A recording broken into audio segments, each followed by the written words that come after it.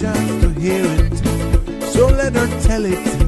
People on the streets say Sabrina speaks.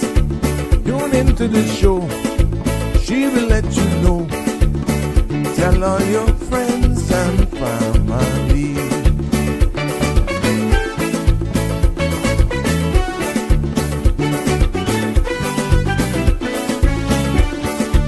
Real talk is no joke. You get the news straight up from grassroots and concerned. You hear some people gone. So tell all your friends to tune in to Good evening, Cayman. I'm Sabrina Turner, and welcome to Sabrina Speaks, your daily dose of clarity, truth, and community insights. Every weekday from 5 to 6:30 p.m., we're tackling the issues that affect you. From national headlines to grassroots concerns. Whether you're in traffic or winding down your day, this is your chance to hear it straight and speak your truth. So buckle up, Cayman. We're not holding back. This is the show. We gotta let you know. Now we got to go.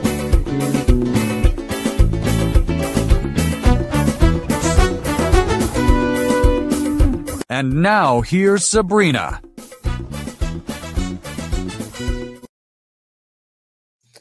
Good evening, everyone. Welcome, one and all, to our friends and family all over the world, near and far. How are you? It's good to be back here with you in this virtual space for another episode of Sabrina Speaks, Voices of the Islands, Conversations for the World. Yes, and the podcast where voices rise, stories unfold, and inspiration takes center stage. Hope y'all have had a good weekend and you're excited about this new week, despite everything that's going on. But yeah, I see you, Marshall. How are you? I hope you had a good weekend as you all take your time and come to the front of the class. No late passes today will be given. But yes, it's good to be back with you all here for another episode of Sabrina Speaks. You know, I'm living the moment, pretty much been reminiscent, because yesterday, even though here in the Cayman Islands we celebrate it for the entire month, you know, officially yesterday was International Women's Day. And, you know, I was just sitting back here watching the energy and seeing everything that was shared yesterday. It was something different, to be honest with you. But the energy of it, just basking in the energy of it with gratitude, definitely. And that's not all. Also with strength and pulling out a little bit of quiet resilience. This is so many women carry every single day of their lives. You know, even though it felt like a breath of fresh air in the middle of everything that is happening around us, a reminder that even in uncertain times, you know, we continue to still rise. We continue as women to lead, to hold our families and our communities together. And I really hope that all of our women out there, no matter what role you play, that you really enjoyed the national recognition that was given to you. And that's exactly where today's conversation begins, to be honest, because it brings us all together. But while we were celebrating our progress, and there's also navigating a world that really feels so much heavier, from rising costs overall to we're seeing global tensions, and right here at home as well.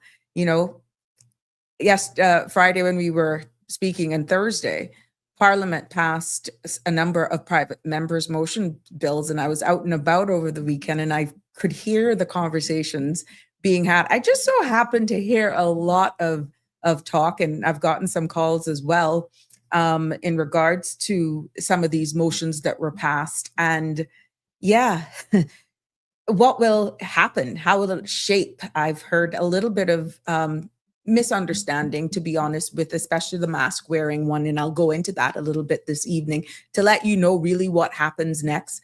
And even some very dear friends who are working in the service Like, what happens now? Because people are asking a lot of questions with these motions passed. What's next? Is this a law? I've gotten a number of calls, even on over the weekend. Where are we now in mixing up the immigration transition? Some of that with even some of these motions. And so it's a little bit confusing to some who isn't following it. They only hear snippets of the live broadcasts. And I'm so happy that I'm versed, that I can really just calm people down a little bit when I do get those calls. But also it is imperative, even for the seniors who I engage with a lot, to just be able to be in that position that I can honestly answer them and maintain calm, maintain cool, and just provide a level of education or inform them as to where we are. And I'm hoping that today you can join me on this, and I can try to recap some of what transpired, tying it into all of the uncertainties. Because even speaking with family members, they were saying, everything now you see on social media, it's about the war and everything that's happening. There is a clip that I saw on CNN in regards to black rain, like it was raining. I think it's in Lebanon. And because of the explosions that are happening, it rained. But guess what was in the rain? Oil, droplets of oil. And that is going to do havoc on some of these places with all that's happening globally and the geopolitical tensions that continue to escalate. So today on Sabrina Speaks, I'm hoping that we're grounding ourselves in all of it, the uncertainty, the responsibility, and definitely the courage that it will take to keep us moving forward. And I just want to welcome all of you who are just joining me, but the content you're about to hear, including any discussions or opinions from myself, guests, and participants, is intended solely for general informational and entertainment purposes. It's not a substitute for professional, legal, medical, or financial advice. So I encourage you to consult with a qualified professional for specific concerns. Bridge Media Limited and all its affiliates disclaims all liability for any decisions or actions taken in reliance on the information presented. 345-936-8255 is the number to call to join in on the conversation this evening. And you're always free to comment on whatever social media platform you're streaming us live from, or you can send me a private WhatsApp as well. And I will do my best to definitely address your questions or actually include it into the conversation. Let's take a look at what's making our weather for this evening and into tomorrow, thanks to our Cayman Islands National Weather Service. Now, the synopsis calls for moderate winds with slight to moderate seas are expected across the Cayman Islands area as the ridge of high pressure dominates the weather pattern. Isolated showers are expected from time to time due to a low-level moisture embedded within the threads. In addition, upper-level trough will be over the area from tomorrow evening, and radar imagery show a few showers south of the Cayman area moving westward. The forecast for tonight calls for partly cloudy skies with a 30% chance of showers. Temperatures will fall to the mid-70s. Winds will be east to northeast, 10 to 15 knots, and seas will be slight with moderate with wave heights of 2 to 4 feet. The forecast for tomorrow calls for partly cloudy skies with a 30% chance of showers. Temperatures will rise to near mid-upper 80s with a heat index of 93. Winds will be east to northeast, 10 to 15 knots, and seas will be slight to moderate with wave heights of 2 to 4 feet. There will be a low tide this evening at 7:35, a high tide at 4:32 in the morning. Sun will set this evening at 6:32, and sun will rise tomorrow morning at 6:38. Now, the outlook calls for the upper level trough to produce brief instability across the Cayman area Wednesday night into Thursday morning. Thanks to our friends over there at the Cayman Islands National Weather Service, and there you can plan your movement. Let's just take our attention and look into what news is making our headlines today right here at home, coming out of the weekend. Lots going on, and definitely we're in short of news from around the world. Yes. Parliament has passed there are two private members' motions on Thursday aimed at strengthening public safety and protecting young people in the Cayman Islands. Brought by Georgetown West MP Perlina McLaughlin, calls on the government to explore restrictions, including a potential ban on social media use for minors. Now, the motion highlights rising concerns about cyberbullying, harmful content, and the mental health impact constant online exposure. The government will now consider the next steps, including consolidation and legislative drafting. On the same day, lawmakers also supported a motion to ban face masks and full facial coverings in public, except for medical, occupational, or religious reasons. Supporters say that the measure will help deter crime and assist police in identifying suspects. Now, both of these motions now move into the policy development phase as government prepares its formal response. In other news making today's headlines, women now make up 10% of the Cayman Islands regiment, with female soldiers stepping into more leadership roles. Lance Corporal Crystal Eiton says service has boosted confidence, discipline, and teamwork. In the major land donated projects to Cayman Brac biodiversity, the Platts family has donated 3 acres of pristine native forest on Cayman Brac to the National Trust, safeguarding rare species, including mature mastic trees and native orchids.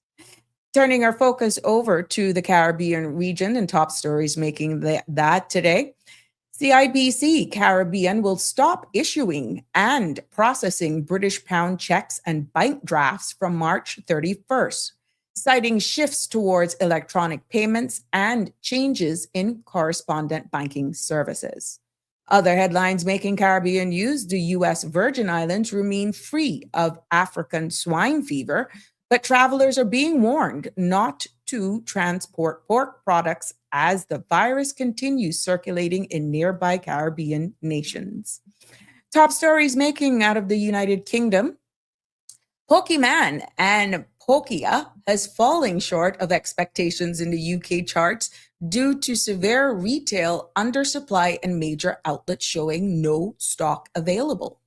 In other UK news, amid rising global tensions and inflations, concerns linked to the Iran conflict, UK officials say that they are ready to support the release of oil reserves to stabilize markets.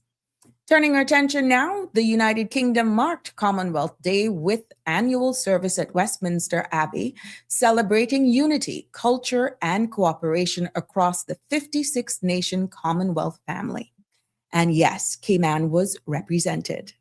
Our very own delegation, Honorable Nicholas DaCosta and Member of Parliament Roy Tatum, attended the 74th Westminster Seminar on Effective Parliaments in London as part of the week's official engagements. Honorable DaCosta shared his reflections on Facebook, saying, "I'm honored to join parliaments from across the Commonwealth at the 74th Westminster Seminar, Effective Parliaments in London." He added that he looks forward to meaningful dialogues, sharing learning and strengthening partnerships that advance good governance across the Commonwealth. Commonwealth Day continues to highlight the shared values, democratic traditions, and collaborative spirit that connect member nations, including the Cayman Islands. And in some top stories from the international perspective, global markets react to the U.S.-Israel-Iran conflict intensifies. Now, Israel has resumed strikes on Iran. Oil prices are surging, and global markets are reacting sharply as the conflict enters its 10th day. Now, analysts warns the region is preparing for a prolonged confrontation. Also, explosion in the U.S. Embassy in Oslo. An explosion at the U.S. Embassy in Norway is under investigations, with authorities not ruling out terrorism as a possible cause. And before we wrap up today's news segment, I want to shift from policy to public safety and into something that brings our communities together in a different way. Yes, guess what? Registration is now open for the final Deputy Governor's 5K signature event that is supported countless charities and brought thousands of residents to the start line year every year. Yes. A final farewell to the finish line is a chance for all of us to show up for a good cause. Now, registration is officially open for what will be the final Deputy Governor's 5K, marking the end of a signature event that has united the Cayman Islands for more than a decade. As I said, this theme, Final Farewell to the Finish Line, reflects both celebration and gratitude as the community prepares to take part in the last run under the Deputy Governor's leadership. Now, over the years, the DG's 5K has grown from a small wellness initiative into one of the largest charitable events in the country, raising millions for causes ranging from mental health services to youth development and emergency response. Organizers say they're expecting a record turnout as residents, families, schools, and corporate teams come together one more time to support a cause bigger than themselves. Now, the event has long been praised for its ability to bring people from every district and every walk of life to same starting line, promoting health, unity, and community spirit. So yes, participants are encouraged, though, to register early as spaces typically fill quickly, especially with this being the final edition of the race. Now, there you have it. Who's going to go? Marshall, are you going to go? Connie Bonnie, will you be there? Let's see. Yes, the final lap. Welcome, welcome, one and all. It's good to have you here with us. I want to say happy birthday to everyone who's celebrating a birthday, and our sincere condolences as well go to those who are mourning the loss of a loved one. From all of us here and Sabrina Speaks, we just like to keep it real because life really, we're all connected some way, somehow. It is good to see you, Marshall. Yes, your weekend was good. I hope same true for you. I've been working. I've been burning the candle from both ends. Someone tell you about it. Busy, busy, busy, Marshall. Happy Monday to you too as well. Aliano is in the house. How you doing? How was your weekend? Aliano, you go do the walk or you go run? Which one? You go sign up for the DG? For the final one? Wonder who's going to find out. Who's going to sign up? Yeah, I'll be on the sidelines cheering all of you on. For those of you just tuning in, it's a pleasure to be here. Yes, we're talking about the uncertainty that we're living in here. And, by all means, at any time, the phone lines are open. Even though as a content creator, I have to provide you with content. But I also take steer and guidance based on your feedback. And if there's something that's really bugging you or plaguing you, by all means, feel free to mention it here. Join in, give us a call, WhatsApp, and we'll definitely do our best to unpack it and include it into the discussion. That's what this space is for. So it is not just structured. You may see me have flyers out and start off on a notion of what we want to cover. But a lot of it is based on what people have called me on, what conversations I have heard, and all of that sort of stuff. So by all means, I have to show up. I have to have content. And you are all invited to call in. Even if it comes off a little bit off topic, that's fine. We will entertain you here. I just don't want you to think that, because she's speaking about A, we can only call in about that. But if it is a part where we're learning together, we ask your discretion during that time, and always to remain respectful of each one's opinions because they all matter. And most importantly, this is your space. Just remember that. But the phone lines are wide open. 345-936-8255 is the number to either WhatsApp or call in. Aliano, I can't in HSA. Oh, really? Oh, speedy recovery, Aliano. You're an inpatient there. Oh, and you have tuned in. Thank you so much. We will heal with you and send you lots of love out there and well wishes from all of us, Aliano. I hope you get better soon and all works out for you. Yes, but thank you still for joining us, even on your hospital bed. as you aid recovery in your recovery. There we go. We got to send you lots of loves. Just show Aliano all the love. Let's see all those hearts going up and those emojis to Aliano, who is recovering. Thank you for tuning in. Jimbo's in the house. Say hello, Sabrina, Connie, and all who are watching and listening. It's spring cleaning time and I'm purging. Oh, really? I started doing a little bit of that as well as I took down. Well, I did it when I took down all of the Christmas decorations, that sort of stuff. And then I found some stuff for Easter. So I gave it a little bit, and pretty much from the first weekend of this month, no, last weekend of last month, I actually put up my wreaths with my Easter eggs and that sort of stuff. I'm just one of those persons. You would swear I got a whole heap of little children around me, but I get bored very easily. And I must say, I enjoy seasons. I enjoy decorating for the seasons. So yes, I like to put out the summer cushions. Over the years, you have these stuff, and if you keep them well and you put them in your containers or you put them away nice, I think Connie will understand what I'm talking about here. You can have these things for years, and you can actually over time really just change your space for the season. Like for the month of February, I had a runner with red hearts on it that I just placed on the table. And then I made sure that I looked for little kitchen towels that from time to time had nice little lovey-dovey messages on them, just to get you in the mood. And then, oh yeah, did I say that? Ooh. Anyhow, yeah, to get you in the mood, in the love mood. And then now we're in March, heading into Easter. I see where I'm now putting out some stuff that looks like Easter eggs, a lot of the pinks, the greens. And I got a few towels that has the pink Easter bunnies and stuff. Yeah, I'm one of those. I don't know what you call that, Jimbo. So poor me, I'm always cleaning because I'm always setting for the other stage. Yeah, so it keeps me going and keeps me occupied. Jim keeps me out of trouble. That's what it does. Keeps me out of trouble. Barbara G, good evening. How are you? Welcome. Aliano says, I hope so. The experience being good. The food needs some more Cayman. Oh, the hospital food. Oh my gosh. Yeah, but maybe that's based on your diet. I do know that some facilities do rave about their food. Unfortunately, if you're at HSA, they have not done very well, or people don't really like their food.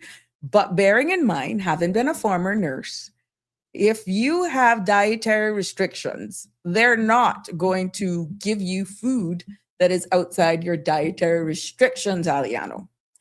So we don't want nobody stealing in any little food for you that you shouldn't necessarily be having, if that is the case, if you have dietary restrictions. But yeah, I know. Just look at the bright side. Maybe if you comply to whatever it is they're serving you, who to tell? You may have that body ready for carnival. Get that foot heel and you're ready. You lost some weight and you're ready for carnival. Who to tell? Aliana, look at the bright side. But I'm really honestly hoping that you will recover soon and you get out there and making sure that nobody gives you anything that you're not supposed to have while you're in there, just in case you have dietary restrictions. Yes. But yeah, just looking at, let's take our attention over. I was speaking to my cousin over the weekend, and it really struck a chord with me when you could hear the frustration in her voice when she says, you know, the algorithms and everything that is happening around the world. And then I'm hearing more and more persons are getting a little on edge. They are a bit nervous with what's happening globally. We have had talks here on all the social media platforms and every news station you can hear locally and every TV that you put on. The talk is exactly what's happening around the world with war, with the cost of oil prices going up, how that could impact our goods that we get on the shelves, to shipping lanes that are being now actually what you would say blocked because of geopolitical tensions. And then right here at home, with us trying to navigate life on a whole, but you're hearing fatigue in people's voices, and then you're hearing confusion because they're juggling mentally all of the realities of life. Right now, for example, Alian, I'm going to use you as an example. You're actually recovering, but I'm quite sure on the top of your mind, you're also worried. How is what's happening with cost of gas, cost of goods on the store, you being out from work, medical bills? We're seeing where there's some legislation is actually changed where now, you know, your member of parliament is the deciding factor with whether or not you can get indigent insurance. Not saying that that was not a requirement that was needed a long time ago. But what I'm saying, a lot of things are actually circling in people's minds, and there is some sort of worry. Jim, I agree with you when you said sometimes you need to take a break from the TV, sometimes you need to take a break from the news. But I really don't think it is that easy to do, even if you want to, because we're seeing what's happening locally. We're seeing and we're hearing what is a reality of whether or not there could be other tensions still brewing within our Caribbean. We're hearing where Venezuela themselves are getting a bit upset and tired, quote, of the demands of the President of the United States. And we can see what appears. If you don't follow my rules, I will blow you up. I will do what I have to do. That type of mentality that's happening in the geopolitical space. So to say that we are in any way sheltered from what's happening, we are totally mistaken. This is not to bring any fear or concern, or to fearmonger it, but it's a reality. We are grappling right now with immigration reform that has had to be pushed back. People are saying we want to know whether or not we need to see the regulations. We saw another amendment again. People are actually getting confused and they're questioning, have we really done what we have been asking for, or has the floodgates been open? And then you have those who are questioning, is this law now in effect? Let me just make it clear how it works. When a motion like what just passed on the floor of Parliament, the one on the medical indigent, the ones about the importation of recycling material for duty-free that was tabled or brought forward by the member for Georgetown Central, including the mask wearing, including the banning of social media for children under 16. When motions of any, be it but private members' motion or from the government, is debated and supported, therefore passed on the floor of Parliament, those only set the stage for government now to either amend a law, if it is an amendment, or to start drafting the law that will actually give or head in the direction that the motion intended to set out. If there are no laws, then what that motion does, it starts the process. It doesn't mean that right now, if you're seen in the grocery store, if you're immunocompromised and you have to wear a mask, that, oh, you're breaking the law. There is no law yet for that. This is just discussion. This is opening the door to evoke conversation, to at some point in time, the public will weigh in on these laws. So if you're aggrieved that your freedoms are taken away from you, let me take the mask wearing one, is because there's a broader problem where national security is concerned, and you're mistaking that to mean that if you have a flu, but you still have to go to the supermarket, or if you have a low immune system, or you just want to protect yourself from the germs that are out there, an N95 mask is not what they're trying to ban. You're not going to necessarily have to walk around with some license to say, well, I can use this if it is just discreet over your nose and mouth, similar to what we were wearing for COVID. This particular motion, for full clarity, was for those persons who use a t-shirt and all you can see is their eyes, and they're not either on a work site. It's not a burqa for religious reasons. And they're driving a car, that sort of stuff, entering commercial locations. Now, bearing in mind, at this very point, businesses have the right to says no shirt, no shoes, no service. We see where certain rules have already been put in place based on financial institutions, the banks, that sort of stuff. You can't wear caps. You can't wear shades. You understand? So what they're putting in law right now is at a different level than what I'm hearing people are conversing about. What they're talking about in this motion is where it becomes a risk, a ski mask. You know, you pull those Tams over your face. How would you feel? I'm walking into the supermarket right now with a full face ski mask. You don't know who I am. I mean, yeah. If you're just grocery shopping, that not making no sense. Stuff like that is what this bill, this motion, is actually addressing.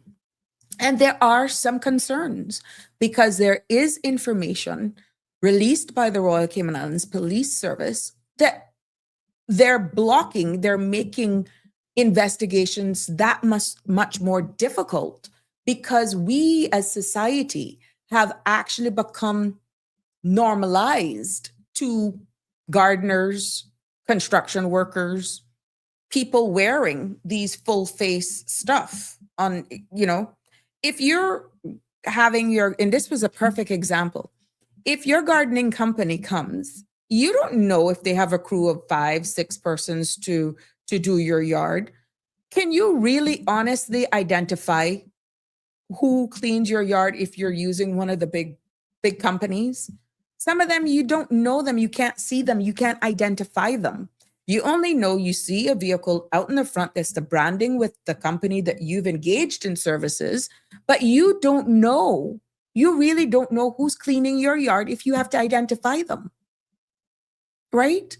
And that is where the problem comes. And based on the contributions made by other elected members of Parliament, what I've just shared with you are some of the examples of why it is important that the government consider this motion, because there is a bigger risk and it's time to take it back 3 notches or so. And another thing that came out of all of this in another conversation that I had was, what next then? And I said, what happens next is that legal drafting team now has to go and they may look at other jurisdictions at how certain things are put in place.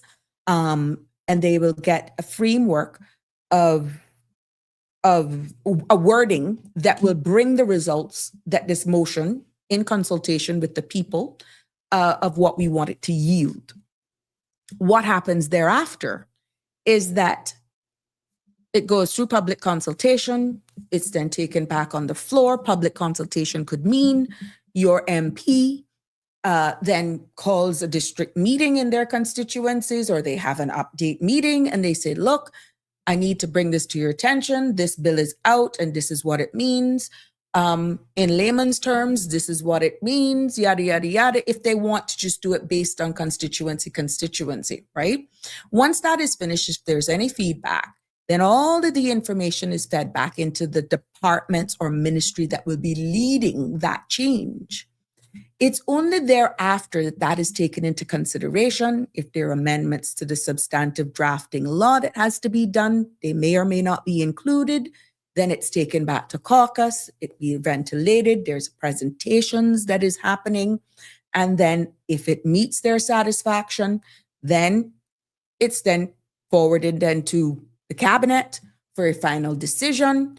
And then after it's in cabinet, then, at some point it'll do the process and make it to the floor of parliament to debate.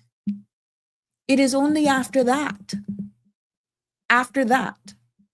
if it is supported, then that it goes to the floor of parliament, on the floor of parliament to be debated, and then it becomes law. And what happens then is that, remember, there's a commencement order and all of that. So it all depends on how fast this all happens that will determine when the start date is. I'm having some buffering issues, so just please bear with me. I'm seeing where it's buffering. So if you are, it's beyond my control, okay? We've been having some internet issues all day, all weekend.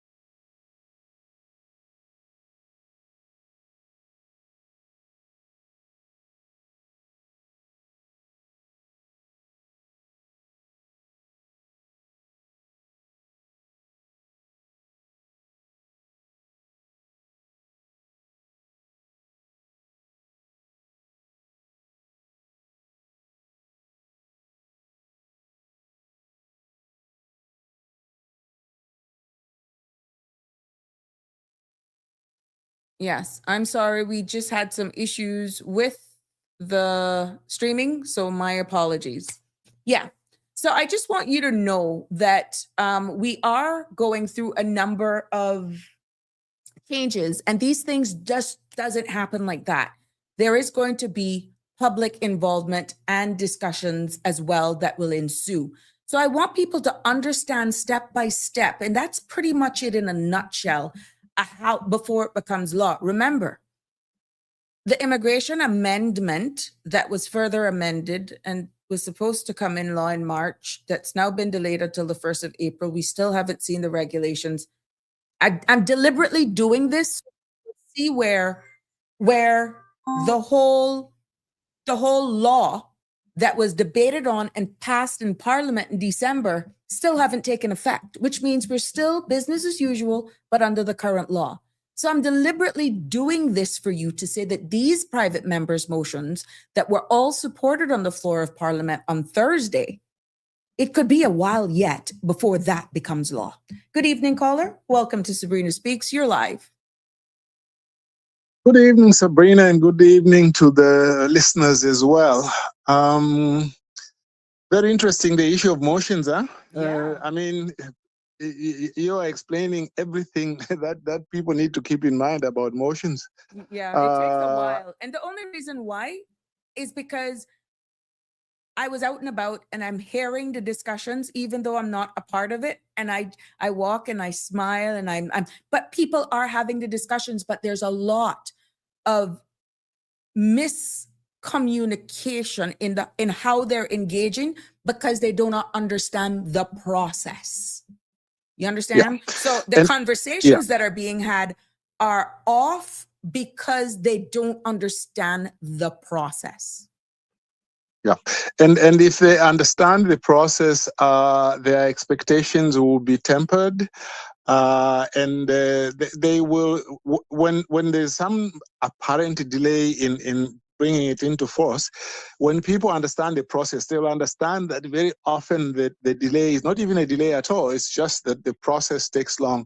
And I think it's very good that you, as being a former minister, I mean, you are saying these things from your general knowledge, having been a civil servant as well as a minister. Unscripted. And I can speak. Unscripted to just do it, and then you can put the legal side to it, because people need to understand that even getting it in black and white, you also need to make sure that the government is prepared to fund it, because whatever government departments and ministries that are going to be responsible for bringing this out to yield the outcome people needs, the various departments need to be funded, staffed, given the necessary equipment. And guess what? What's the sense of a law if it's not enforced? Continue. If it's not enforced, exactly. One of the, I find this confusion sometimes, but you've already covered it. In that, once Parliament passes a resolution, that resolution is not a law in itself. Correct. It cannot be enforced. It is a decision by Parliament to authorize government, more than authorize it, like order government to say, okay, fine, you go and prepare this piece of legislation. So it may take a few months before the legislation is actually done. It may take 2 years. It may take 3 years. How long did it take, for example, when government decided, although I don't think it was a motion in government, but when they decided, well, they are going to do some changes to the mortgage law to better protect people in who put mortgages. I mean, we started talking about this, I think, in about 2018, like really actively. 2018, and it's only about this year or late last year when they finally brought in a piece of legislation. Now, we hope that this won't take that long, but it's just people need to understand that once the motion is done, the motion now goes to government, and now that proposed legislation has to now go join the queue of the government legislative program. Yes. Okay. it has to go and join the queue. And then I don't know the details of the legislation, but usually it is of the motion. Usually the motion just says pass legislation which will do this. So they'll have to go to legislative drafting, also find out, can this be done by regulation, or does it need to an amendment to an existing law? Because sometimes that's something where the Attorney General and legislative drafting have a look at it and they say, well, no, this one is very easy. We can do it in a traffic regulations, or we can do it in any other regulation. So all those details now have to be worked out. And eventually it will be done. I remember when I was working on the traffic law, and it was, I think that time was it? No. It was being talked about under Minister Arded McLean that cell phones should be, there should be a restriction on use of cell phones for people who were driving. Now, the traffic law that he piloted through the House, by that time we were not ready to include that. Right. He dealt with other things, but when Minister Julie came in, then we dealt with that. And people were saying, well, just this line, which says that they can't use cell phones when they drive. So I said, you know what? It's not that simple, you see, because we have to look at it. Okay, there will be some exemptions. For example, there are exemptions for police officers.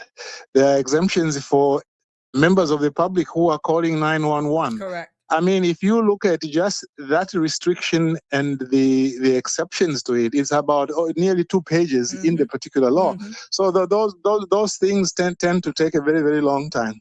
Yeah. But talking about motions, I would have loved to see some kind of statistics being kept about how many motions which are passed by the Legislative Assembly are actually implemented. Whether or not they are legislative, how many are implemented? And I ask this because partly because of what I mentioned last week about the Mhm. motion by the Honorable Bernie Bush to say, well, we are only going to give status only to people who marry Caymanians and by descent, and it was all agreed. But what happened to it? It was never followed.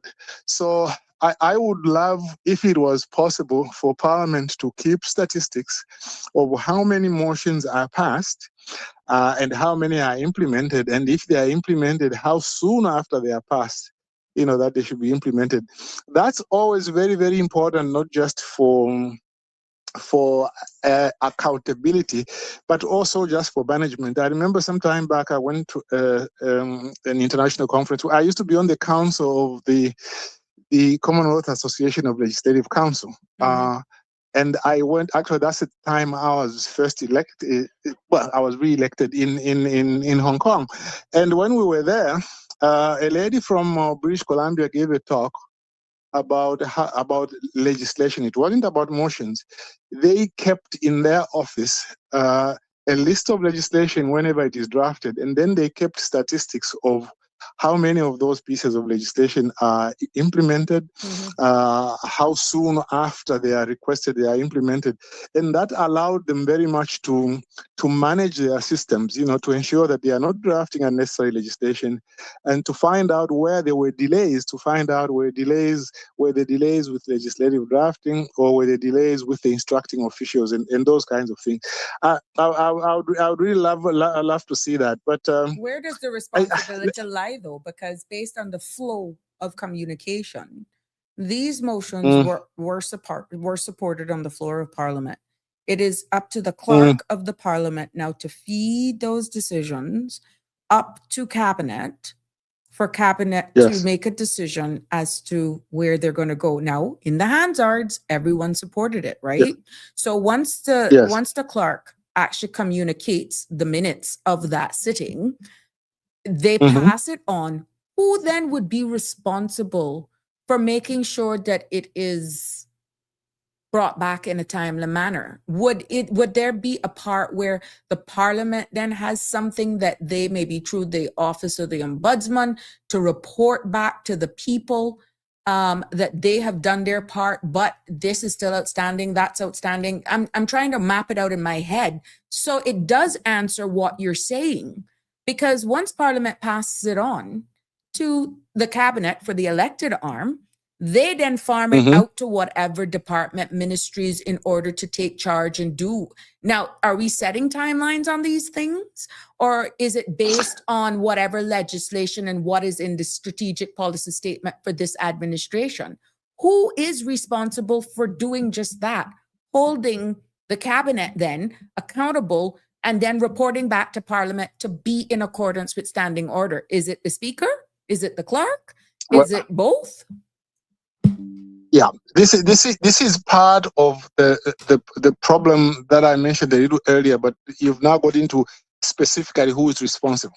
Of course, okay, if it is if the subject matter falls under, for example, the Ministry of responsible for transportation, then that minister will be responsible for it. Now, the motion might not say so, but the way government works, they'll just say, okay, fine, this motion, who is supposed to implement it? Okay, the subject matter falls under the minister responsible for infrastructure or whatever, and then the minister now will take that up, and they will usually have to do a cabinet paper first to flesh it out a little bit more and take it to cabinet so that there's approval in principle. Because remember, the motion is usually just a page or so saying that this should be done.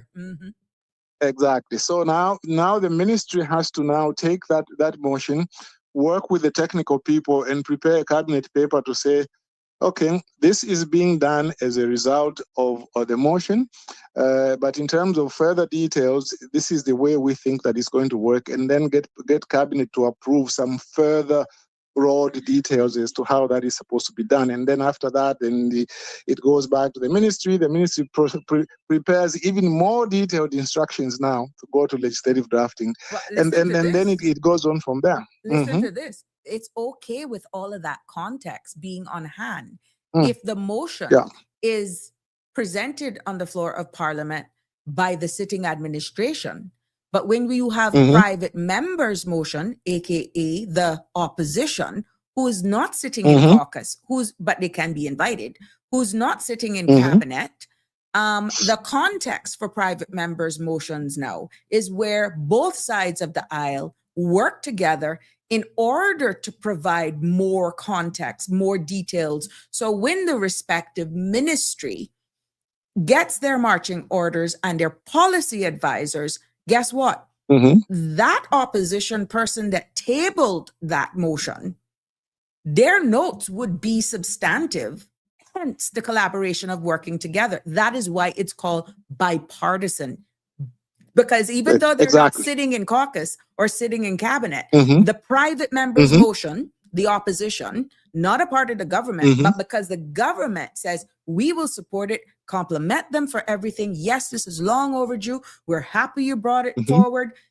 That member of the opposition then is the one who's holding, save by what's captured in the Hansard for the debate, the opening statement, the closing statement before the votes got done. That private member, that member of the opposition, holds all the information. Yeah, exactly. You see, if I were writing a piece of legislation like that, I get my instructions, of course, from the instructing ministry. But once the papers that come to me show me that this comes out of a motion of an opposition member, Mm-hmm. then I would ask the government to say, well, can we have consultation with the opposition member so that we can see what they had in mind? Now, we have to be very careful in doing that. We have to ensure that the minister concerned has authorized that consultation. Because I can't just get up and say, well, I need to consult and tell maybe the chief officer to say, can you bring in the member of the opposition or can we go and see him? No, we have the But minister you see has where to say. politics can distort a good piece of legislation? Yeah. So it's because you see, remember that the government is the government, and they can be very sensitive sometimes Exactly. to it appearing as if you are giving precedence to the opposition. They got elected for a reason, and that's a statement that they are the ones who should be in charge. They can consult. And it's good that they consult. I always liked a lot of consultation as a drafter, because if they don't consult enough, what tends to happen is that we go to Parliament, the bill is published, and then those people who were not consulted now are coming at the last minute. You don't want that. Mm-hmm. Or you don't want, if the bill goes to Parliament, the private member who brought the motion to say, hey, this is not what I had in mind. Mm-hmm. But that's too late. Mm-hmm. What you want to do, you want to consult very early, and if there are some disagreements, the minister and the member, exactly, they hash it out. If there are policy issues, I want clarity on those, so that by the time it goes to the House, they are more or less agreed on the most of the detail. Yeah. So I mean, it's but in the end, Parliament has to develop, like I said last time, some kind of committee of government assurances, because that also has a role, not so much the role in developing the legislation, but more like a role of trying to ensure that it is done, and to keep records of if there are problems with implementing it. They can look at it. Now, there was a thing last week, Sabrina, a person called in and wanted to know something about my courses. I just wanted to give them a further answer to that. Because they well, my answer to it is that it's kind of difficult, because I hesitated last time to mention it because it's sort of like far into the front. I did say that I need a partner, and somebody can be in touch if they are interested. But I do plan to do a podcast. I do plan to do a podcast, but I can't do the podcast now because I'm too busy. I'm writing a book on statutory interpretation in the Commonwealth Caribbean. I really don't have, and I have to finish that this year. Yeah. But I want, towards the end of the year, I want to be able to, because these courses were set to be one, they need now to be split up into short podcasts of about 10 to 15 minutes each. okay, which I can start putting on YouTube. They have to be structured. The content is there, so it's not too much work, but still it has to be now parceled in different segments, so that I can put it on YouTube. But I mean, that's what I wanted to mention to that particular person, so they can look out for that, and when it comes, they might be able to benefit from that.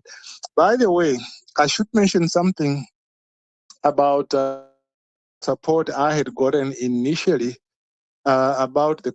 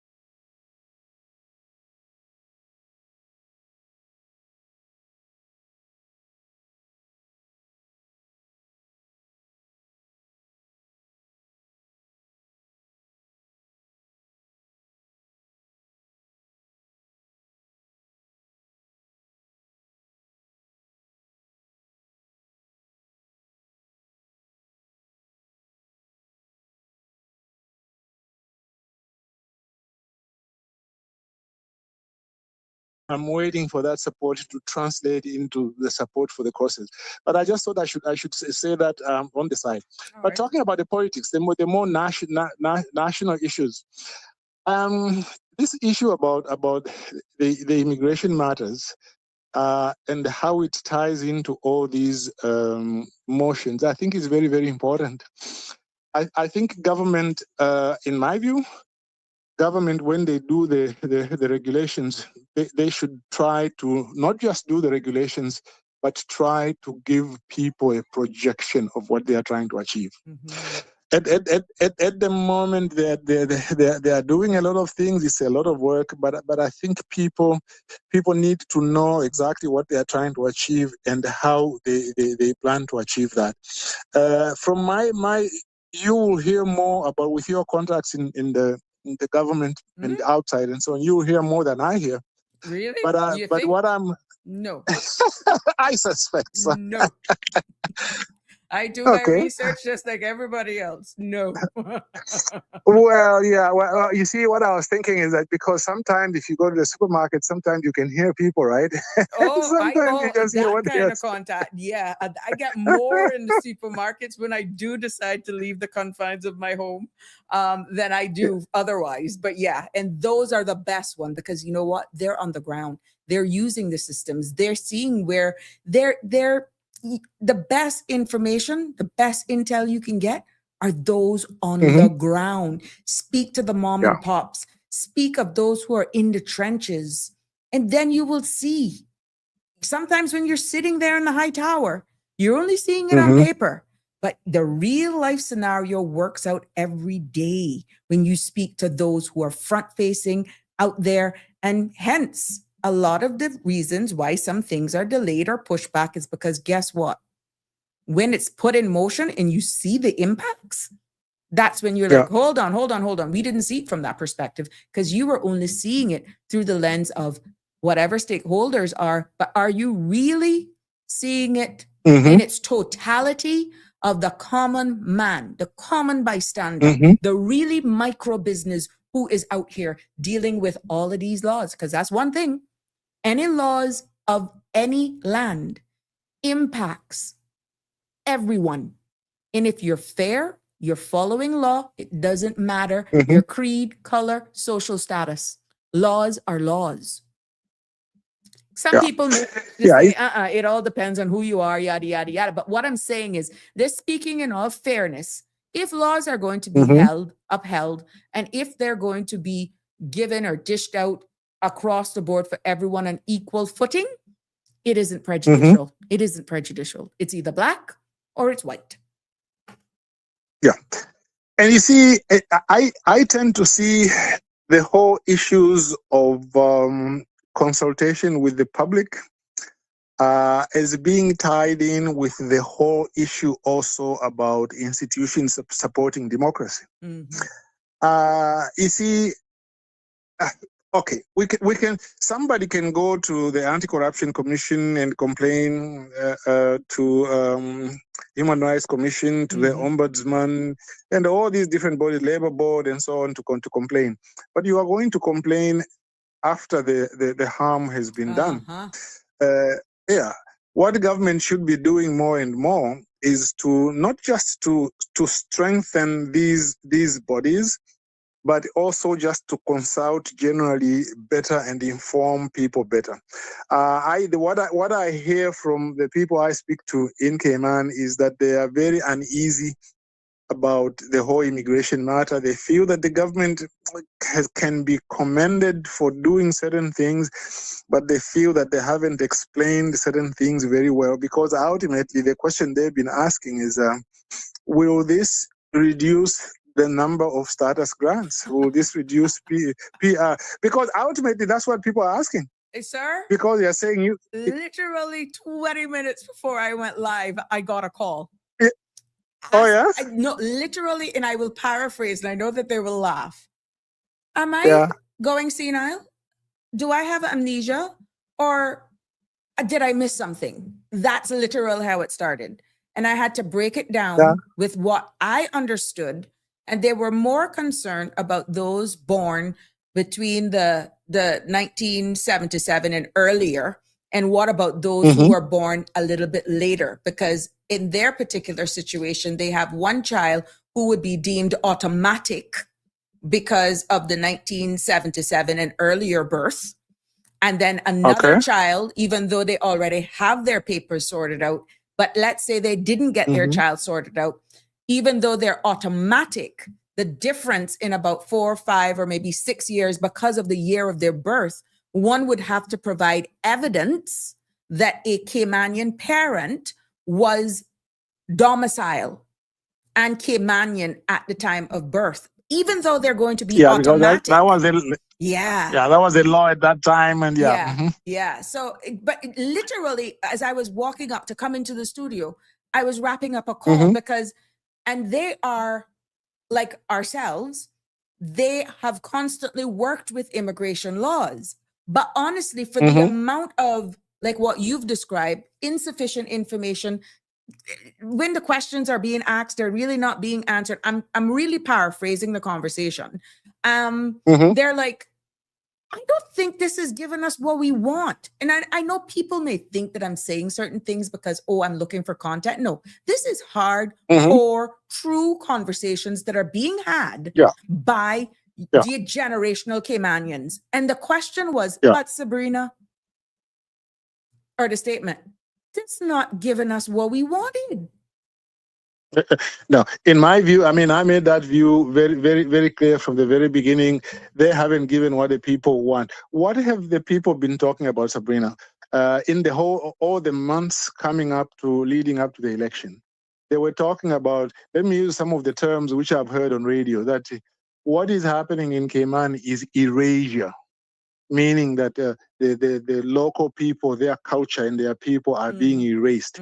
Others are talking about, being, another term I've heard is strangers in our own land. How can this be changed, and so on? So basically, what people are looking to is that figure, the one which says how many people are Caymanians as of right, the percentage of the population, which is, there are different figures. I mean, it used to be like about 28%, but I think now it's probably down to about 20%. If you exclude 17. status holders. I'm hearing 17 if you exclude status holders. It can be that low, because even when you when you walk around in Caymanian society, even the last time I was in Cayman, that's more where it is. So what is the government saying? The aim that people want is to try and, first of all, arrest that figure and try to bring it up a little bit. Okay? Now, I know it can never go up to 70 or 80%, but you can start working on it. this cannot be a 10 or 20-year exercise. It could even be a 50-year exercise before you can bring it back to maybe somewhere around 60%. But it can be done. You're quite right. If you But wanted to, it's the timing. yeah. It's the timing. And in doing that, bringing it back up to 50, 60%, Mhm. we got to admit now that will still be hybrids, so to speak. Yes. Yes, but I think if you are going to have hybrids, that's fine because that's part of the natural evolution of the society. Yes. Okay, what is happening now? The problem is that the majority of the people are not even hybrids. Are people who just came from where they came and they came into Cayman and now they are the majority. You are not even talking about their children. You are talking about they themselves who came and are Correct. on work permit. Have they addressed that issue? They haven't addressed it. Let me tell you, Sabrina, if you want to work on things like that, what they do, for example, in Quebec, I don't even know how well it works. They have even things where, they try to bring up the birth rate. And how they do that, they include trying to make things cheaper, like kids' clothes, kids' foods, and so on. I went to Bulgaria many, many years ago, about 1980, 82. This is when they were still under the Iron Curtain. And because Bulgaria is such a small country, they were feeling that in Europe, like there were those other countries like Germany and the other ones which were very populous. But because Bulgaria was a small country, they felt that they needed to bring up their birth rate. And what they tried to do, they worked through the tax allowances for children, free babysitting, just making everything that makes it expensive to bring up a child. They made sure that the state provided a lot of good allowances. And that's what they try to do now. It's very difficult once people decide as a matter of lifestyle that they do not want 2 or 3 kids, they want Or 1 they or don't none. want Okay, any. that's much. Yeah, correct. Or they don't want any. That's a much more difficult issue to deal with because it's a question of attitude. But I do believe that somewhere around maybe 50% of the people, if you made it easier for them to get those things I'm talking about, so some of them might decide to have maybe 1 or 2 kids. So that, you see, if Cayman wants to work towards reducing or increasing the proportion of Caymanian people and hybrid people, they have to have a very broad approach. It's not just about immigration and status and all that. It is a much broader issue. One of the things, for example, which people have asked for, and again, I heard this a lot on radio, was can't we give people permanent residency without status? The government hasn't addressed that. They have said, no, we are going to keep status, but we'll just increase the years from 15 to 20 years. Now, we've already talked before about how that is not going to apply now. It will apply in 20 years. But do you really think that somebody who might have gotten status at 15 years will have a problem waiting another 5 years so that they get status? I don't think so. 5 or 20. I do not think that. From 15 to 20, you think that it's going to really have any effect? No, because again, do some statistics. Look at, for example, people who got status. How many of them are still in Cayman today? I think the overwhelming number of them are in Cayman. So to me, if I've been in Cayman for 15 years and I've got PR, perhaps I'm even married to somebody local, it's not a problem for me to wait another 5 years. I do not see how many people are going to say, well, I don't want to go to Cayman because I'll have to stay 20 years instead of 15 years. Okay, I don't think people really make decisions like that. When I came to Cayman initially, I intended to stay for the length of my first contract. Okay. And then after a while, just things moved on and on until I remained in government in the end for 12 years. So unless this government can sit down and work out these kinds of details, I don't think, frankly, they have done anything, because that number, 17%, I can believe that, because 2-3 years ago, it was about 28%. according to one research which was done. Mm-hmm. And if you look at the increase of population in the last 5 to 10 years, Mm-hmm. I can see how it's somewhere around 17%. And I remember Denwine one time, I think when he called you a few weeks ago, maybe months ago, he gave some statistics of how the number of birth rates were about 800 something. Yeah. And in Cayman, and the majority of those were expat people. Mm-hmm. The local people, their children were sort of like 300 something. So they were something like only about a third. And then Steve McField gave the statistic to say the local people, their birth rate is about 1.5% increased population per year. The expat people are 2.75%. Mm-hmm. Okay. So, I mean, if that's the case, that is you are assured that 17% will keep going down until maybe in 10, 15 years, it will be down maybe to 5 or 4%. Mm-hmm. I mean, this is like, to me, this is like looking at, I don't know, a jar of water, and you are siphoning water and the water is going down, but somehow government it doesn't want to address that. I'll tell you what my fear is, Sabrina. My fear is that maybe in private places, the government maybe have admitted that there's nothing they can do about it. But I do not think that it's because they don't want, they can't. It's because they don't want to. Sir, The private sector has told them, it's you can't do funny this. that you said that, because I said it Yeah. at least twice. But of course, Okay. sometimes it is missed in transmission because you can't see the forest for the trees, meaning it would be taken that I'm making that statement because I'm not in support of either a minister or the government, which wouldn't make any sense, sir. Sir, that wouldn't make any sense. Make it make sense. But I don't think they are prepared based on how it was campaigned, based on the mandate and the ask of the people to really say, look, we tried. But the more we dug and the more we dug, yes, we will eventually get there. But how you're asking us to do it, it is unrealistic, and we will probably never, ever reach there. Like you rightfully said, maybe in 50 years.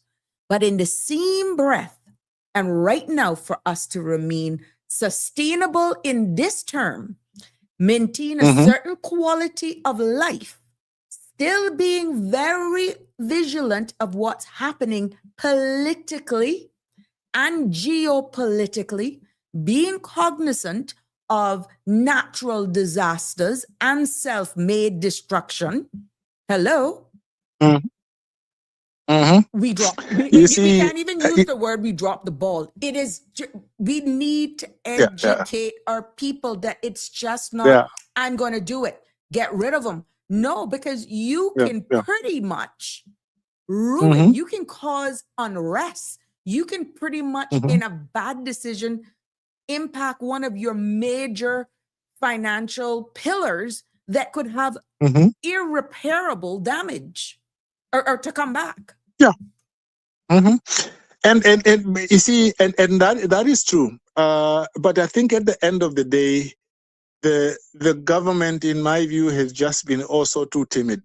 Half of the things, by the way, which can be done to eliminate, particularly the issue relating to job preferences, in my view, that one is just a problem that, in my view, to be frank with you, the Chamber of Commerce controls what the government does. So whenever the Chamber of Commerce tells them, oh, you can't do this, you can't do that, then they can't do it. Because for me, I don't see, for example, how you are endangering. I think they play a significant part because of their reach. But if a cabinet really is in this kumbaya moment and reality that we're going to do this, we got the support, we're going to stand together. Yes, they do have a lot of influence because they have a very large reach. But to make a blanket statement that they control, I don't think so. But they do significantly are listened to. We can agree that they significantly influence what government does to a point where I think, in my view, I think it's too much. Because, look, for example, I don't understand Okay, one of our chats, I've mentioned something relating to the chief. It was the chief fire officer, right? Mm-hmm. Who used to be there, who had only 3 O levels, and yet the job required, I believe, masters in fire science or something. They had Caymanians who had those qualifications. They were not given the job. Uh, did they need legislation for them to appoint a Caymanian? No, they didn't need legislation. No. They just needed to recognize that the person who was from overseas had only 3 O levels. They were not qualified for the job. The Caymanian was qualified academically to take over the job. Mm-hmm. And apart from being academically qualified, they had also the local experience. That should have been enough for them to be given the job. Why were they not given the job like 12 years ago when the other person was recruited? Mm-hmm. You don't need legislation for that. Mm-hmm. Okay? You don't need legislation. You've got certain people, I won't call their names, 2 people, women, happen to be women, both of them, who I think today they could have been judges in the Grand Court. Maybe one of them even Chief Justice or Deputy Chief Justice, although that position doesn't exist. But you can create these positions. Why haven't those people been appointed? It's not because of legislation, although you could use legislation to be able to force issues like that. I mean, look, this other lady who I mentioned last time, who was in the portfolio of legal affairs for 16 years. 16 years as a litigator. You go to the law reports, her name is there.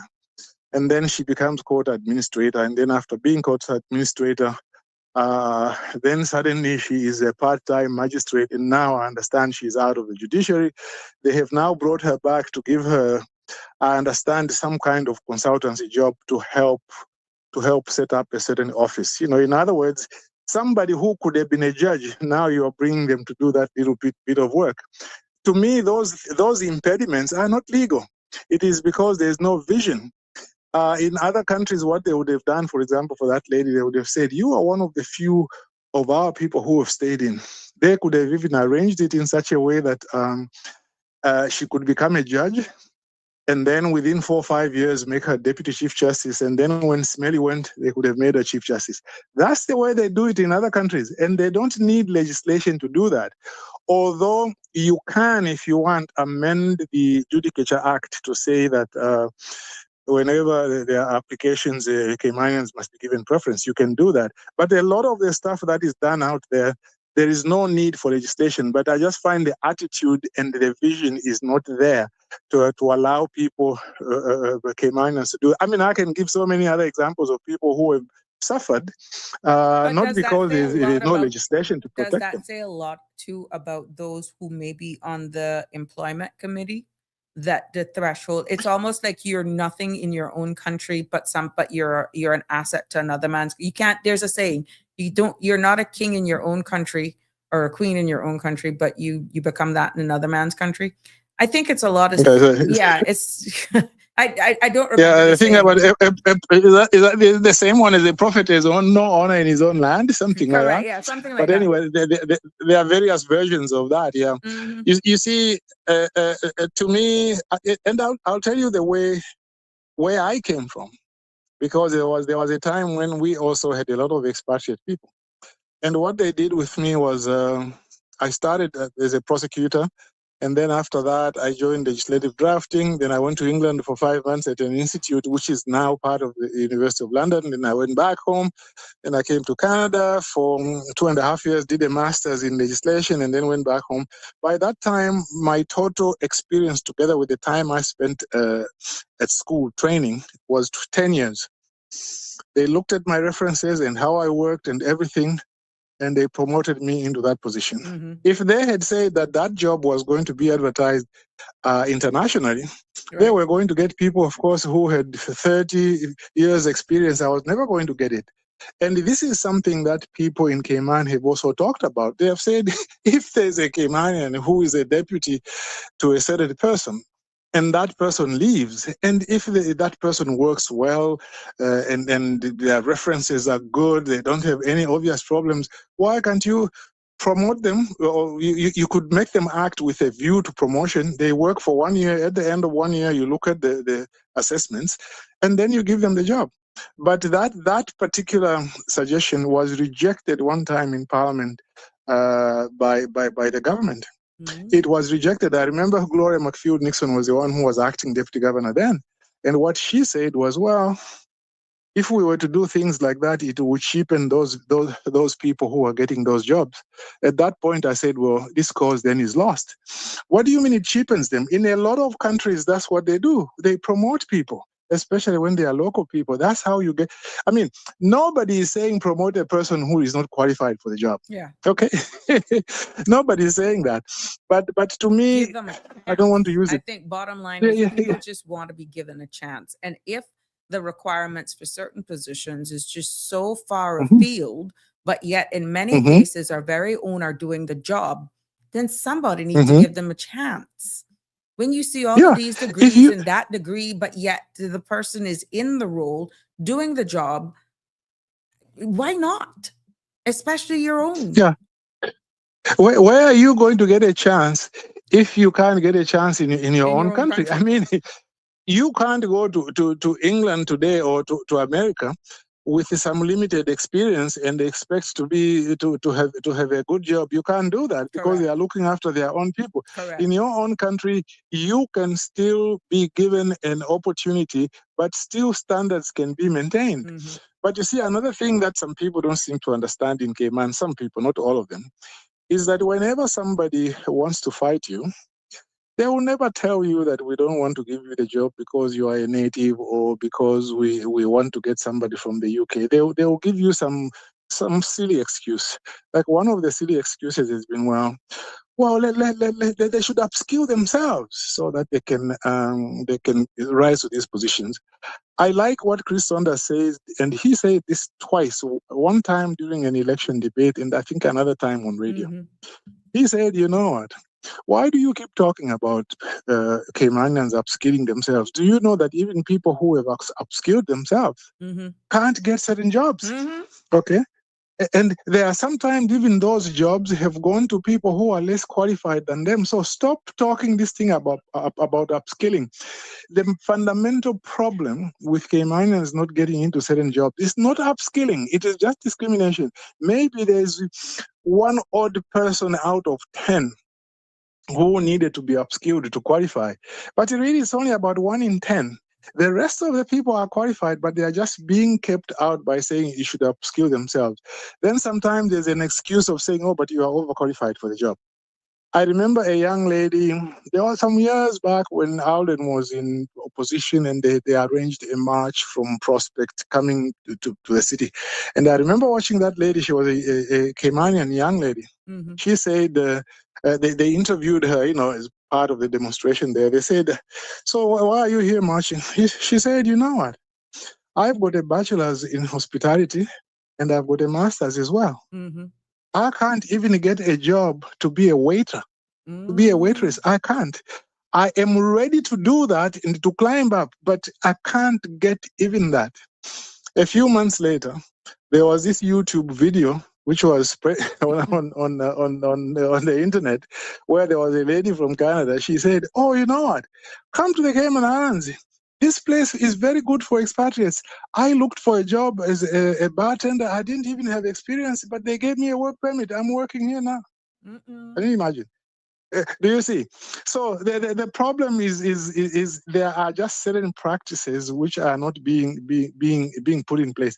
Look at the regulation 6, I think it is, the regulation 6 of the immigration law, immigration regulations. It used to say that when you apply for a work permit, you must have a succession plan Plan. to show, yeah, that you shall provide a succession plan. What happened? The government of the day, they changed that from shall to may. Me. So today is still May. Why doesn't this NCNF, the acronym is so difficult, NCNF, SF government, whatever it is, why don't they change it back to shall? Okay. Why don't they change it Well, back to shall? They who to haven't done tell? that. That may be one of the amendments that is coming to the amended that was to the amendment that was amended and still being amended.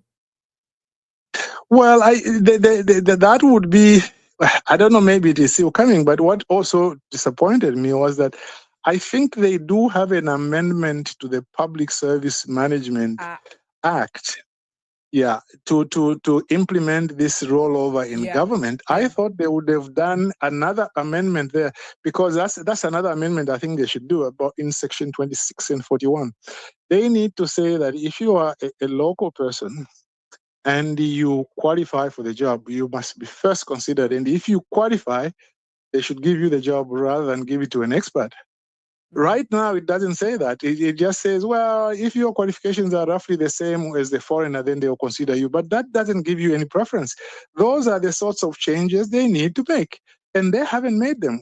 This particular one, well, the one about may and shall, maybe they might do it in regulations. But the one about the Public Service Management Act, they haven't done it, but they should have done it in the one that they took to Parliament. So I know they don't want to do it. So do you see? I mean, how are you going to give your own local people preference if you don't do that? So that's why I agree with the general statement that this government has not delivered on what the bottom line is, what people asked for, a real preference in jobs, and to work a long-term system in which they can try to limit the number of people who get status. They can keep giving PR. Okay, they can keep giving because they need to comply with certain international requirements regarding giving people permanence. They can give PR. I remember a very distinguished lady from West Bay. She called out. I won't call her name. She called one time and said, "Isn't there a legal way in which people can get PR but not get status?" That has not been addressed. And another thing that Michael was mentioning, the Honorable Michael Miles, he said, "Well, we have to allow these people who have got a legitimate expectation now to apply." Let me back up a little bit. The change that he was suggesting was forgotten, was one where they grandfathered in people in already in Cayman now for the purposes of PR. They grandfathered them in for the purposes of PR so that they can apply at the end of 8 years rather than 9. But then they said, well, what they forgot to do, they forgot to grandfather those same people for the purposes of status. Okay. But why do they have to grandfather them twice? Okay. Yeah, no, you don't. Oh gosh, no. Unless the verbiage was so rigid that there's no way it could be interpreted any. Oh no, but that's a total different section. Unless they said after this you can't make any more applications. That's not making much sense.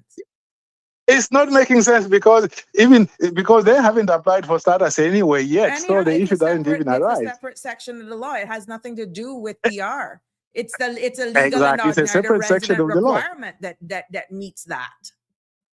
Yeah, because if anything, you could tell them to say, you know what, if we wanted by law, we don't even have to grandfather in you because there's nothing legally which prevents us from refusing to grandfather you for PR. But we'll grandfather you for PR, but not for status. That would have been fair still. But then they said, no, we'll now grandfather you for both, even that which you have not yet applied for. No, that's not making no sense. I'm hoping that was I hope that was a misspoken. No, he didn't misspeak because I heard him when he spoke to OC. I thought that is what I heard. And then when he spoke in Parliament, he said the same thing. So they are grandfathering them in twice. Okay. So to me, you have grandfathered in everybody. So what have you done? Okay, you have grandfathered in everybody. So do you see? That's putting a final deadbolt on the door that we've definitely created the pathway to status even more. But it wasn't because it was already there. Yeah, you've let out the horse and now you are closing it, but you say we are going to close it very tightly. Now, look, I mean, I won't pretend that immigration is going to be very difficult to do even now, but I just feel that the fundamentals have not been dealt with. They haven't done what people wanted to be done, and the price is going to be paid. I don't think Cayman will be recognizable even in 10 years' time. I'm chuckling, I just don't think so. I think you'd find this comical but sad at the same time. Denver says, the grandfather it in twice because they said you have a grandfather and a great-grandfather. I know you would find the humor in it. Denver, Of you do course have it a is. sense of humor. That came out this Well, evening. he should send that to Michael and see if it can, make him think again. It's, I mean, look, nobody wants to be unfair to people who came to Cayman and try to build their life and so on. But I think if you say, well, look, we'll grandfather in some people for the purposes of PR, you can do that. I was speaking to a former MP some time back, and he reminded me that some time back, what they did, instead of providing a wholesale grandfathering in, what they said was, okay, if you've been in Cayman about, I think it was 5 years or so, that then they'll grandfather you in if you've been in Cayman 5 years. But if you were in Cayman less than 5 years, then they say, well, you haven't invested much anyway. We don't have to grandfather you in. But what they have done now is they've grandfathered in everybody. They've just said, so long as you are in government now or you're in Cayman now, your period year one for you is 2026. That's when 1, 2, 3, 4, 5, 6, 7, 8, 9. And I know very well that even when I listened to the deputy governor on Tammy's show, he also said somewhat the same thing. So really, they haven't done much. And I think that's why they are refusing to give any figures, because they should know that even the figures themselves, they can't give you any projection which is likely to be correct. Because only last year, how many statuses did they give? 1,500. Okay, about 400 or so might have been backlog. But you can be sure that from now up to 15 years, there will be about 1,000 to 1,200 grants of status every single year. What does that do for you? It just drowns you down all the way down. What they need to do is just say, look, let us give people PR because that gives them permanence and so on. But status, people have said, status, why don't you limit status? You can give them PR. But why? But those issues are not being answered. Oh, a little question I wanted to mention. What Michael said as well in Parliament was, he said, this thing about legitimate expectation. That thing, we talked about it for a long time. There is no legitimate expectation that laws will never change. Okay? I've said it, I don't know how many times.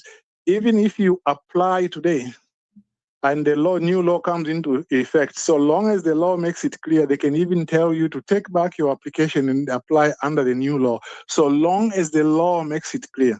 You see, legitimate expectation is a legal concept which applies to other things other than legislation. For example, if you are applying, and there are cases which happened in Cayman. You go to apply, say, for a license. And then they tell you, okay, we've looked at your papers. Now I think, there's no problem granting you your license. So we'll send you your papers soon. Then you find they don't give it to you. You can go back, and then let us imagine they raise some issue. Oh no, but you see, we have decided otherwise. You can say, no, I have a legitimate expectation because you promised me. Okay. Now, the way in which sometimes legitimate expectation doesn't work is, for example, they were going to give you the license illegally. Like, say, the statute doesn't actually allow them to give you. Let me give you an example. You are a 20-year-old applying for a liquor license. They tell you they are going to give you a license. And then they didn't realize you were actually 20 years old. And then when they check the papers again, they find actually you are underage. Then they can say, no, we won't give you the license because we made a mistake, because legitimate expectation does not allow us to defy the law. Okay? So, I mean, it's a complicated thing for discussing on radio, but there is nothing. The reason why this grandfathering in had been done is a policy question. The government has chosen to do this level of grandfathering in. There is no legal impediment to them refusing to give this level of grandfathering in. That they are free to do. But what they need to do, they need to tell the people that we are doing this as a policy issue rather than a legal issue. But what they've been doing is they've been pretending as if it's a legal issue when it is not a legal issue. Again, it goes back to explaining to people, to tell them, why they've done certain things. But I really think privately they have given up. Really? They have been told that the economy is going to go down. The economy is not going to go down. There are too many people who still want to come to Cayman, but they have used this thing about scare tactics. Oh, if you do this, you see, oh, the economy is going to go. If you do this, it's going to go down. And then some people even say, oh, but you see, if we are too strict, we won't attract the best people. That's nonsense. Half the British people in the Cayman Islands who are working, some of them couldn't get jobs in the UK. What are you talking about? A lot of them came to Cayman because they are desperate. Mm-hmm. Okay, I know somebody who was a hairdresser. After they qualified as a paralegal in the UK, they couldn't quite get a job. They couldn't get articles. So they were running a place doing hair. And then they looked into the islands. Then they found, in the Cayman Islands, they are asking for a paralegal. So the person came to Cayman as a paralegal. And then later on, they played their game. They got an exemption from doing articles in Cayman. They were called to the bar in Cayman. Within months, they were back in the UK. So I want to answer this, and since you're there, just to Andrew has 3 questions, and I can answer them, and you can weigh in if you want. But the question is, okay. This is a question first. Islands, there are a limit. My thinking is asking, is there a limit to the amount of rollovers an individual can do? The quick answer is no. Once they have the break of a year, they can come back once they get an approved work permit. Second question. Yeah, that's correct. Yeah. I have seen some cases of companies with work permits as much as 5 times or more, meaning that a particular staff have been rolled over multiple times. And he goes on to say permanent residence qualification is $2 million or more with purchase of real estate and proof of financial capability to fund their financial well-being here. Is that correct? Now, under the immigration regulations of 2005 that I found, that specific amount is for investment for independent means, and that is under 14B. Investment required for applicants for certificate of permanent residence of independent means, and it reads, in pursuance of Section 42, an applicant for a certificate of permanent residence for persons of independent means shall satisfy the directive of WORC that the applicant has invested $2 million in developed real estate in the islands. And then there's another one for investment, for direct investment, that says that's for 14A. In pursuant to 47, an applicant for a certificate of direct investment shall satisfy the director of work that the applicant process to invest or proposes to invest or has invested a sum of at least $1 million in an employment generating business. So, Andrew, when you talk about, and it goes on to more, because even independent means there's more, applicant has invested the sum of at least $500,000, of which at least $250,000 must be in developed real estate in Cayman Brac or Little Cayman. So it's a little less for the sister islands, okay? But this is the regulations, Andrew, and this is what people are not seeing with the one that was passed in 2025 that's still not in the public's domain. What I'm reading right now is the regulations of that is the one that is current. I stand to be corrected. So those are the thresholds, what I'm trying to say. So the 2 million that you're actually drawing out, Andrew, is not for the regular 8-year PR. This is for the person of independent means. And then there's one for direct investment. There's also for establishment of substantial business presence in the islands. And those also have to prove that to the director of work that through the purchase or lease of a commercial real estate, the business has established a physical presence in the islands, and whether the business in question employs or will employ a minimum of 4 full-time employees who are legal and ordinarily resident in the islands for a minimum of 9 months in any calendar year. Stick a pin right there, sir. There's nothing that says it demands these people to employ Caymanians. I read again, whether the business in question employs or will employ a minimum of 4 full-time employees who are Yeah. legally and ordinarily resident in the islands for a minimum of 9 months in any calendar year.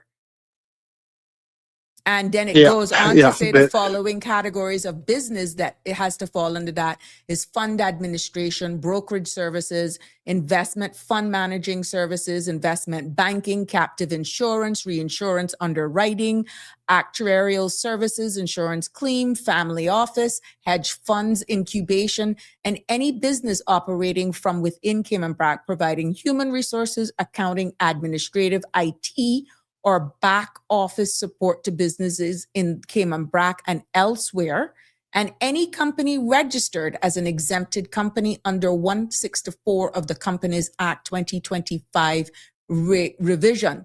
Now, you're talking about employing Caymanians, and I heard you say that, but here you have it embedded in regulations, the operational arm of a substantive piece of law that doesn't say you must provide proof that you employ 4 full-time Caymanians. It says persons who are legal and ordinarily resident. Yeah. You see, these are the issues, Sabrina.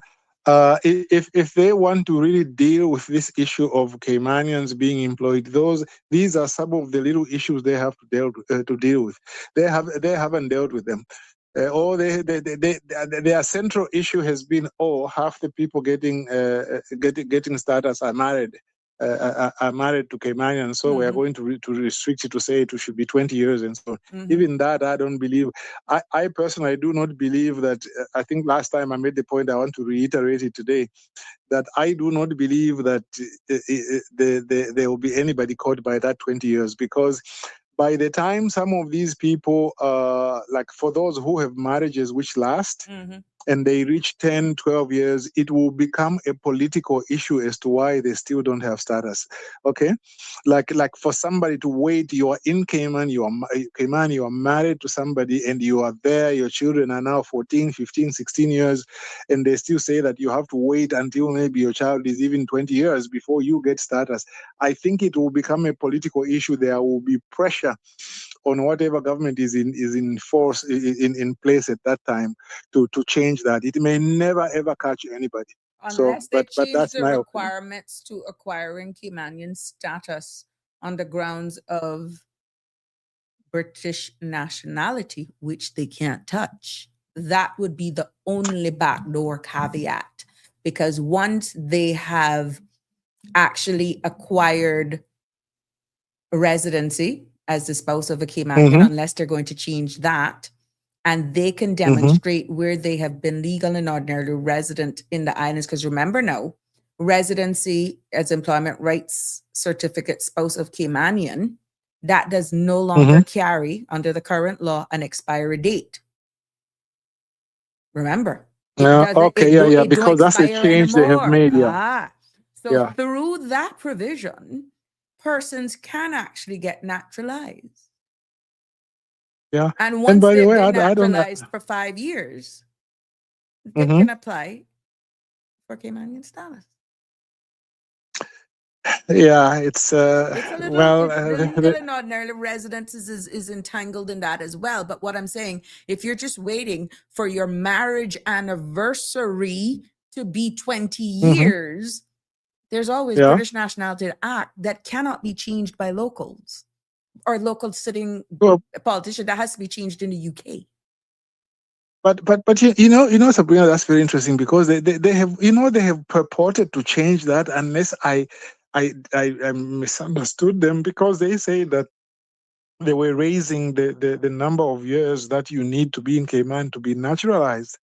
I don't know whether they got legal advice about that. So resident under the 1985 British Nationality Act, unless they've made a trip to the UK and that was done, the only thing they can change in regards to acquiring that is on the local side of things, the eligibility requirement.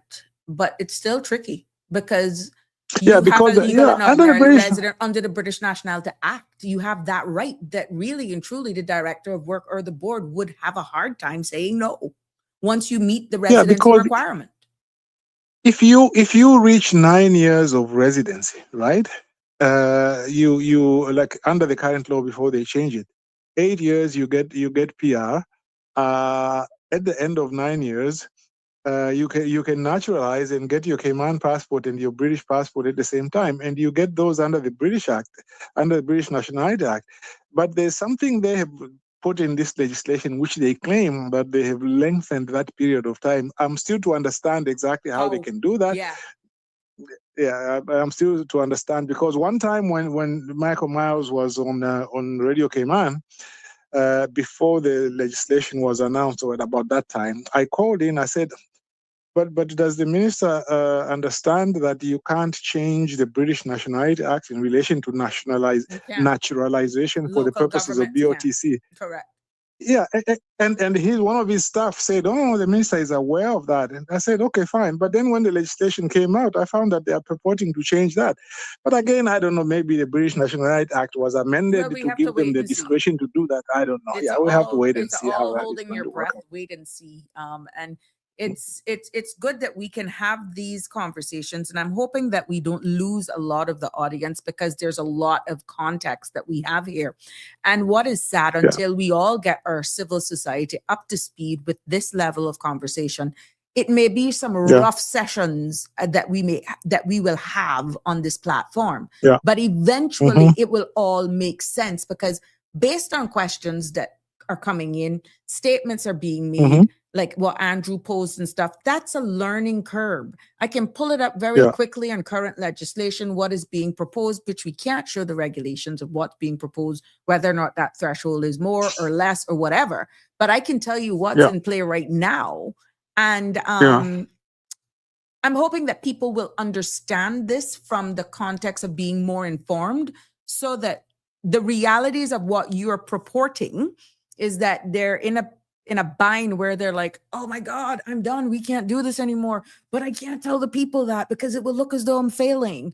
To me, you would get Yeah. more respect if you be honest and we continue to educate our people than Okay. to Yeah. create inflict people because you're trying to protect egos. And this is not in isolation of anybody, because right now people have to understand that unless they're holding information from the public, that certain things are done, then that's going to show them in a different light as well, because it's all about transparency at all times, right? So you don't want to leave room for any speculation in the public's domain for something as important as this, is all I would like to say. Yeah, well, I think that's a good point on which to end. At least from my end, I think that there is need for this government to sit down and really explain this to people. They didn't do a very good job explaining last time, and I think that people need to be told exactly what their targets are. Their targets have not been mentioned, and they have not responded. If the question was, have they responded to the people's demands or not? The answer is no, they have not. Let me leave you there, Sabrina. Very nice discussion as well. Always pleasure. Thank you, sir. Okay. Always Okay. good. Bye-bye. Cheers. Bye-bye. Yes. There's a question, Tartarian. Remember now, also, once they get status, they do not have to renounce their homeland citizenship. So does Caymanian status really mean anything? What does Caymanian status mean to an expat? And questions. Okay. It's totally freedom of immigration control. The amount of freedom that they are able to get in regards to their movement, operation of business, the right to vote, that's priceless in some countries. So and no, they don't have to actually renounce their birthright citizen, which is what was the suggestion of one of our other commenters in another podcast. Is that the way that we're supposed to be going? Can it be done, being that we are a British Overseas Territory jurisdiction? So in all honesty, what does Caymanian status mean to an expat? That's an open door for opportunities that locals many a times don't even see. And obviously, many of the opportunities that continue to give from discussions being had comes about only after they get their status. So yeah, that is a golden ticket, Tartarian, even though your question could be out of sarcasm. But, at the end of the day, you're not restricted because you're no longer on work permits to one employer or based on amendments, multiple employers. You're no longer on permanent residence that is attracting an annual fee and still limits you with how much or what occupation or occupations you are able to work in. Once status is approved, that is a one-time fee and it's open season. So yeah, what does it mean? I would love to get a true, honest answer from an expat to answer you on that, because the freedom is endless. But what people are not asking for some or is unaware of, the journey to acquiring that. I got a few stories of good, well-intended individuals who come here, who built with us, who will stand in the front lines and defend Caymanians, who paid their way because of our immigration legislation, got to the Caymanian status phase and really, really have embraced it. But for what they've been through with bad employers, just a whole navigating of the system, they have children that are born here, the only home that they know. I know, I would tell you for sure, a couple hundred that mean us well. And they really embrace Cayman as their home. They are at some of the local points and spots, and they're a part of our society. Their kids, they actually will tell you this is home. So, but the freedom that it has given them, no more fronting. It is what it is. How much of them actually partners with locals and until they get their status? Now, on the flip side, some of them will actually go on their own and compete with the same Caymanian company that actually gave them the hand up and hand out when the partnership could have actually continued after status. That's the other dark side. But for the most part, in keeping it, instead of going down a rabbit hole, what does Caymanian status mean to an expat? It's the golden ticket. It's a golden ticket. It removes the shackles.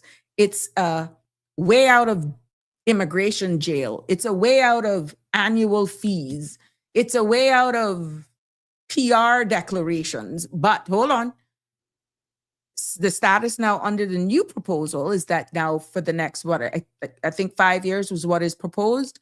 Even after status is granted, under any status granted, once this new law comes into effect, even status holders now have to file an annual declaration that now will attract a fee. So a processing fee, from what I'm understanding.